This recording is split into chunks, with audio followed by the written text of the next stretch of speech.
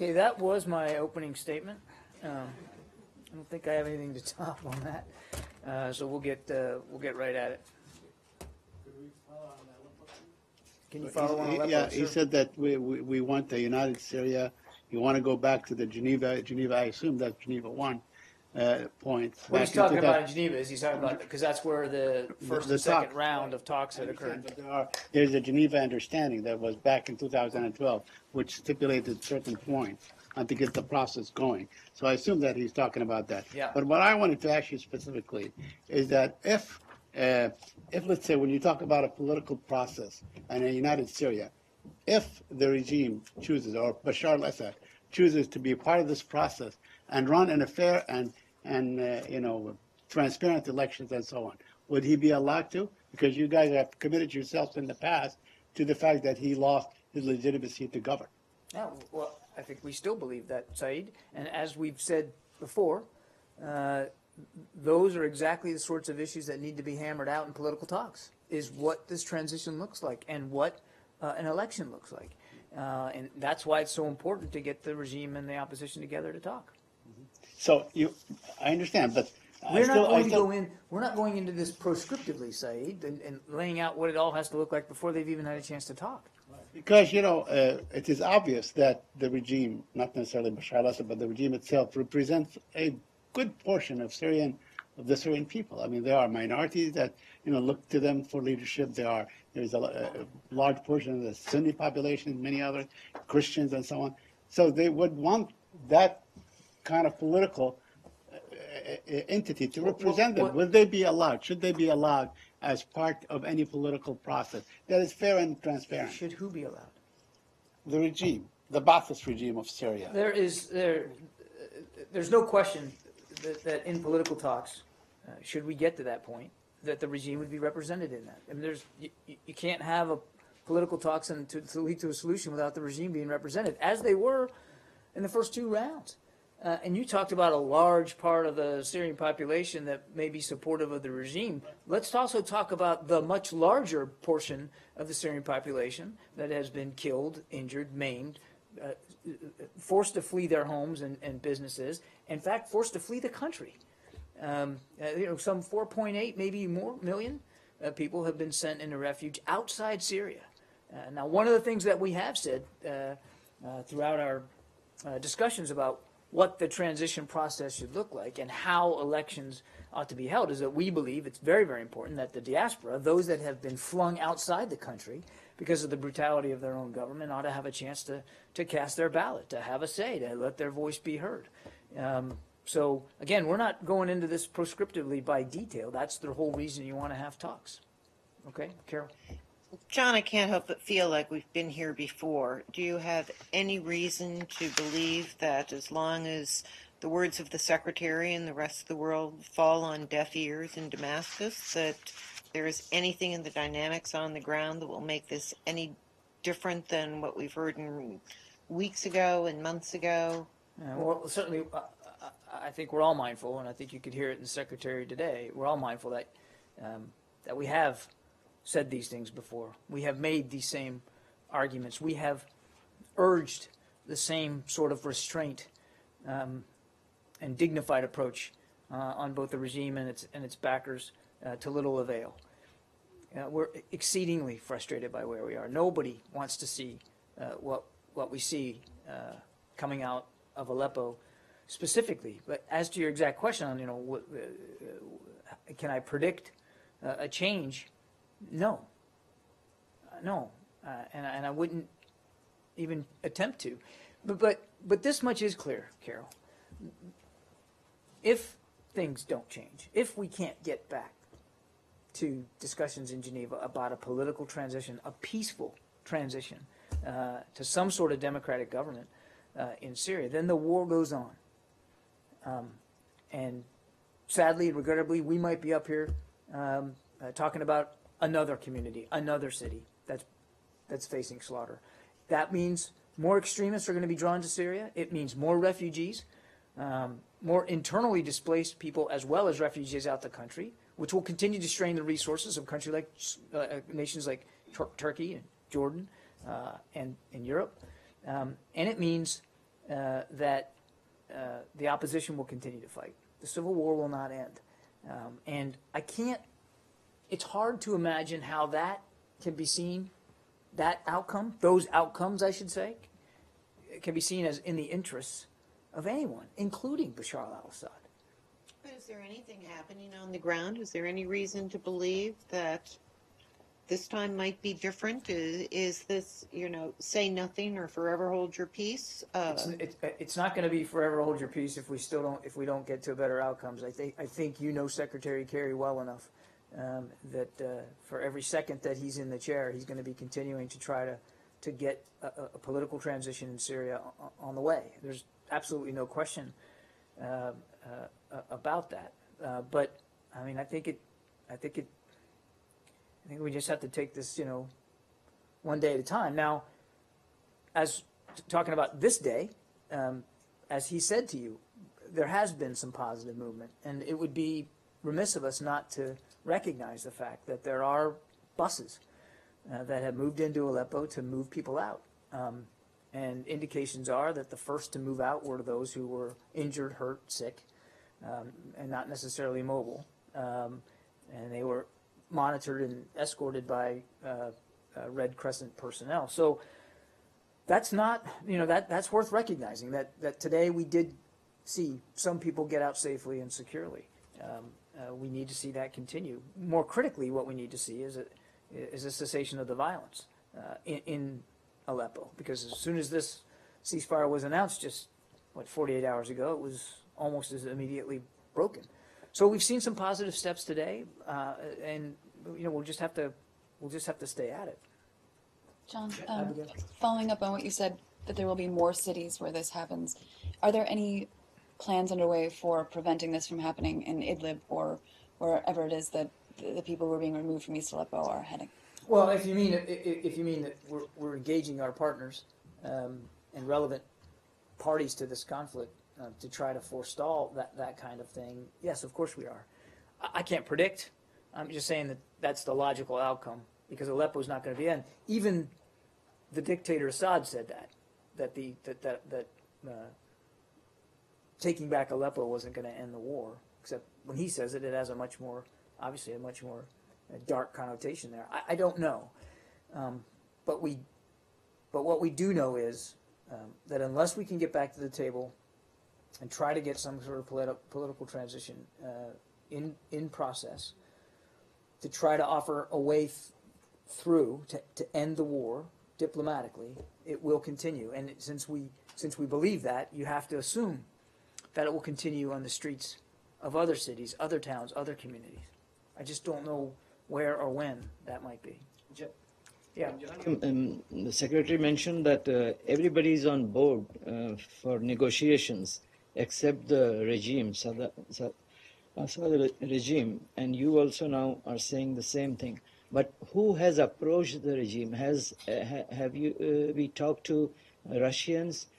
Has this regime rejected an offer to be on board, or is it still up in the air? Have they been approached formally through Russia? Because of course they've been approached through Russia. We don't have direct communications with the Assad regime, but Russia does. They have the most influence on them, and yes, we have pressed upon them to press upon the Syrians to come back to the table and to try to have some kind of meaningful political transition. And as the Secretary said, they have thus far not only proven unwilling to do that, but proven all the more brutally willing to kill their own people. John, do you have any direct communication with the groups left in the small part of Aleppo? I don't know what the status of direct communications are with the opposition fighters in Aleppo. I don't think I have that clear a picture. We obviously have contacts with and communication with some opposition groups. There are other nations in the region that are in closer communication with yet other groups. I don't know exactly how many or who the opposition are left in Aleppo, so it'd be difficult for me to answer that question. So to clarify the position of U.S., the Secretary Kerry said that if Aleppo falls, so do you believe that there is still an opportunity for the opposition groups to hold this small part? It would be. The Secretary's right. I mean, I think I think we don't believe the entire city has fallen yet, but it is certainly on the brink of doing that. I mean, we're realistic, we're pragmatic about that. And that's why, because we are where we are, that's why we've been working to get civilians as well as opposition members out of there safely and securely. I can't predict when that small enclave may or may not be taken, or what that's going to look like, or how hard it's going to be fought for. But by just about any measure, Aleppo has, almost completely been taken back. But as far as I understand, the evacuation means the fall of Aleppo. The what? The evacuation of these fighters and the civilians in the small parts means. I think we're all facing the reality that that's what's going to happen. Yeah. I mean, I'm not sure I understand what the point is. I mean, I think we all recognize, nobody's looking at what's going on in Aleppo with rose-colored glasses here. I mean, the city is almost totally now been taken by the regime. I mean, we recognize that.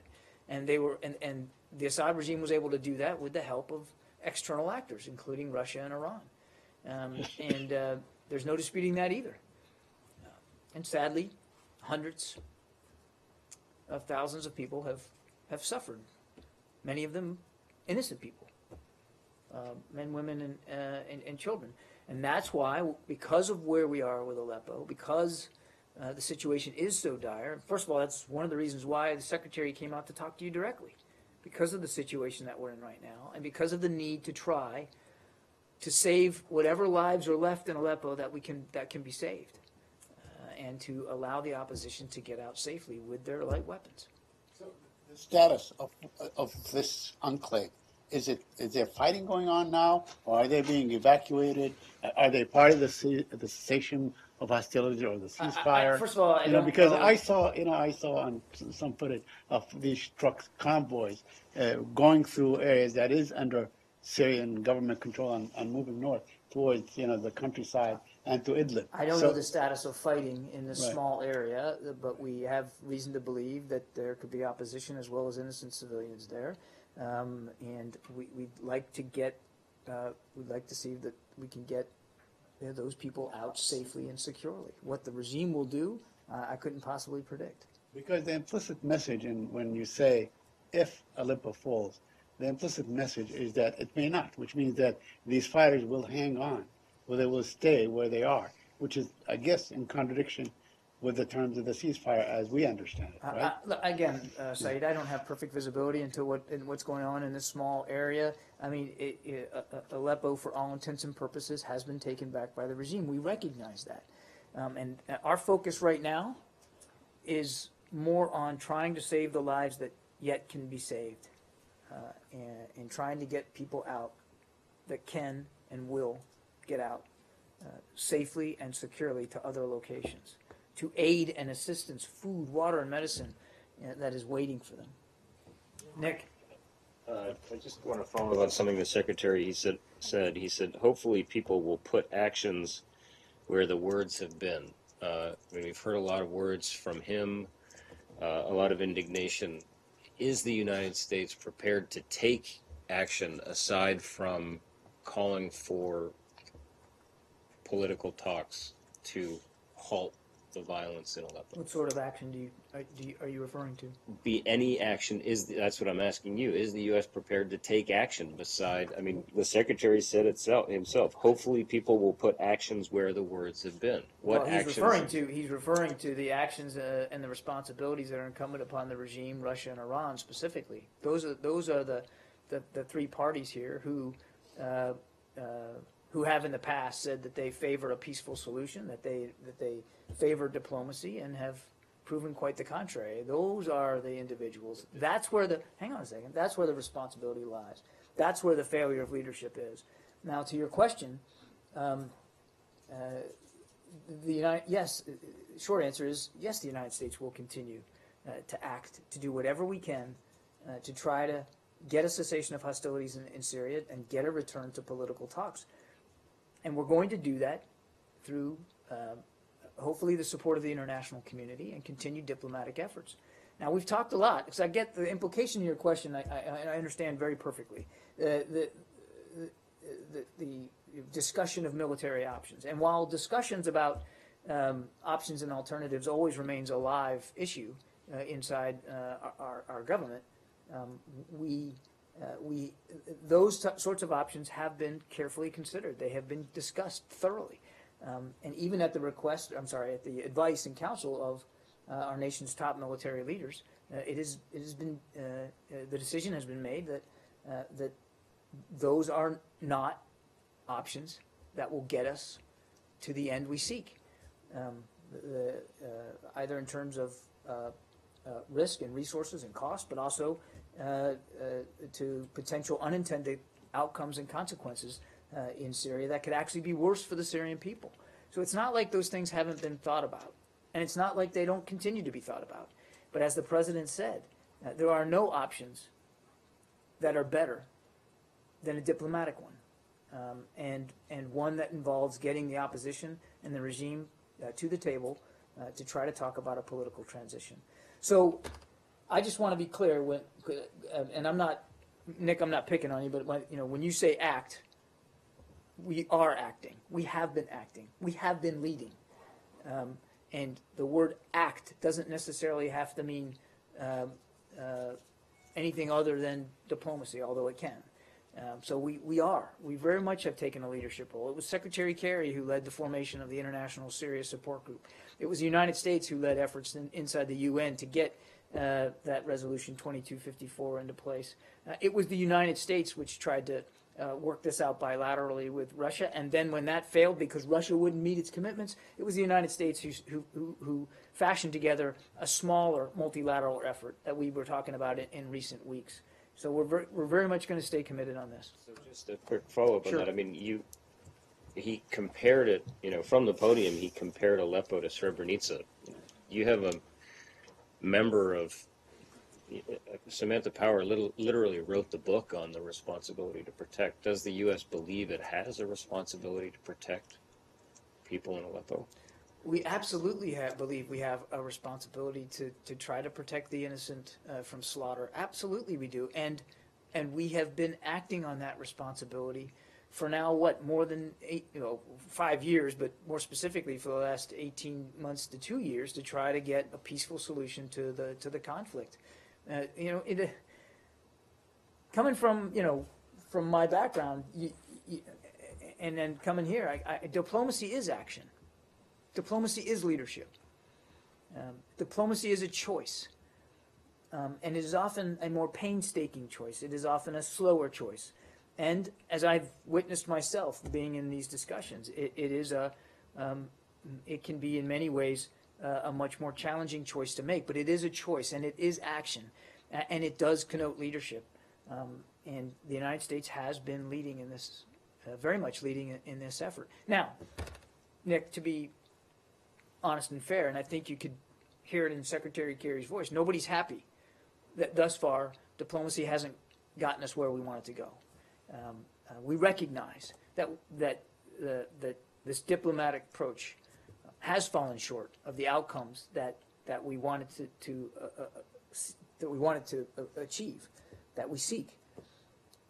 But that doesn't mean that it shouldn't still be pursued. It doesn't mean that we shouldn't still lead and act and discuss and debate and try to get better outcomes, better decisions, better changes in the calculus of some of the parties in terms of the way forward. Because as I said, I think it was to Carol, it's difficult to see that the alternative, which is the inability to make the right decisions by Russia, Iran, and the regime, is in their actual long-term security interests.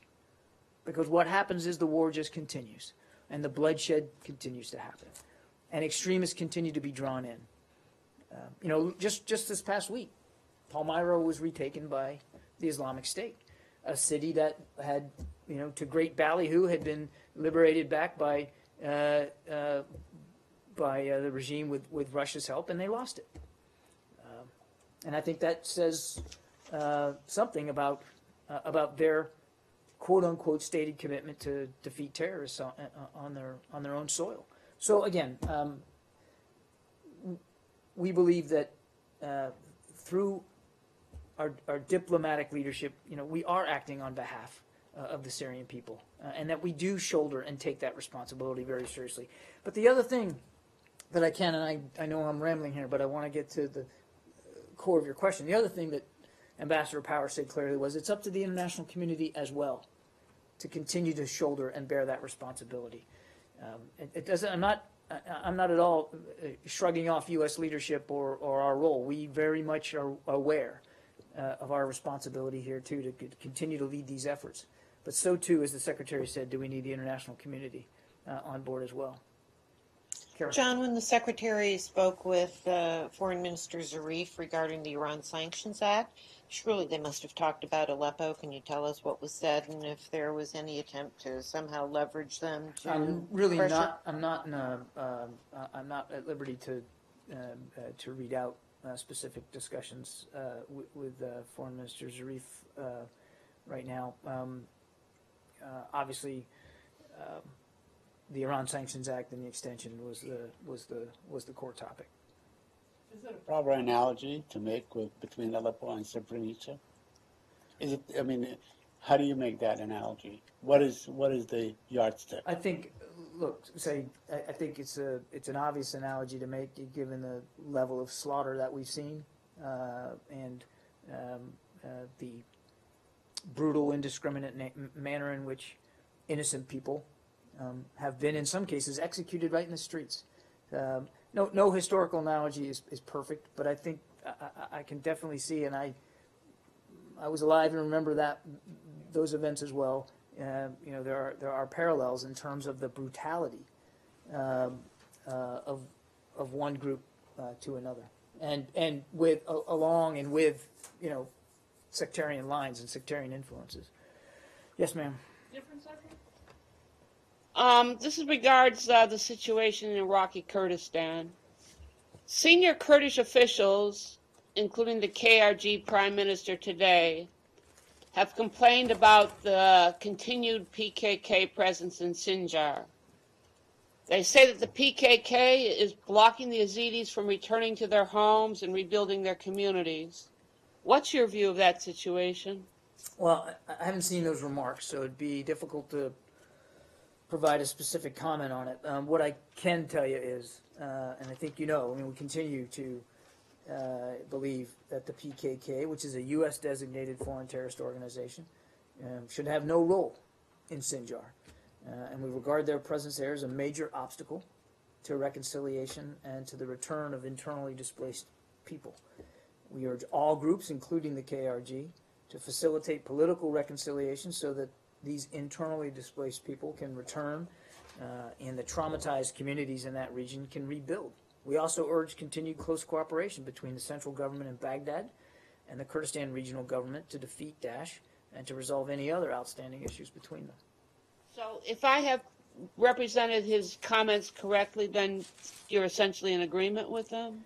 I think I'm going to let my statement stand the way it was. I haven't seen those comments. I was simply stating to you what our policy is with respect to the PKK in Sinjar. Steve? Earlier today, there was a report released by the International Crisis Group indicating that Rohingya from Saudi Arabia are directing an insurgency in Rakhine State in Burma, Myanmar. We got a statement earlier today from this building referring us to that report, not taking any contention with the conclusions. The Burmese intelligence service is also telling the VOA Burmese service that this concurs with their intelligence. I wonder if you could elaborate on the reaction to this, and also if this is happening, being directed out of Saudi Arabia, do the Saudis bear some responsibility in looking into this? What I can tell you is we're aware of their report, and we're actually reviewing it right now. So it would be inappropriate and premature for us to make any judgments or statements about individual findings. In general, obviously, we work routinely every day with allies and partners and friends all over the world to counter violent extremism, and the threat of violent extremism, wherever it is, and it's in many places, is something all of us, all governments, can and should pay attention to trying to combat. But again, I'm not in a position right now to make any comment on specific findings in the report. Yeah. John, and as a follow-up to Sinjar question, there is a group, you mentioned about the PKK presence there. There is a group which is using the name of Sinjar Protection Units in Sinjar. I mean, they are affiliated with PKK, but there is also, another group like PYD. So you see, for example, PYD and PKK, two separate groups. But in Sinjar, you see, is it same organization? You call them PKK instead of Sinjar What I said Protection was Units? we continue to hold the PKK as a terrorist organization, and they shouldn't have any role in Sinjar, and that's our point. And our assessment of the PKK hasn't changed, and I have no updates to give you in terms of our view of the PYD as a. The thing is, they are using the name of Sinjar Protection Units instead of PKK. They have own flags, they have own, the organizational chart, etc., differently from PKK. What's your question? So you see them as PKK instead of As I said, Sinjar Protection Units. PKK is a terrorist organization. We don't believe they should have any role in Sinjar. I'm not going to get into intelligence assessments or analysis about how they may be organizing themselves or branding themselves. Just trying to understand the two different know. approach for Syria and Iraq. I know. I think I've answered the question. Let's take a couple more. Let me go in the back here, and then I'll come to you. You'll get the last question, okay? Go ahead. I was going to ask about Japan. The Abe Putin meeting in Yamaguchi. They agreed to start 2+2 talks with their foreign and defense ministers, and they agreed to talk about some economic cooperation between the Kuril/Northern Islands. Do you have any reaction to the meetings? Are you worried that this can erode the G7 sort of front against Russia? Well, as I said yesterday, sovereign nation states determine their sovereign foreign policy agenda and their schedules and their visits, and we're not in a position to pass judgment on this meeting or the contents of it. I think it's for the leaders of those nations to characterize what they discussed and the tone, tenor, and whatever decisions or joint priorities may have come out of that.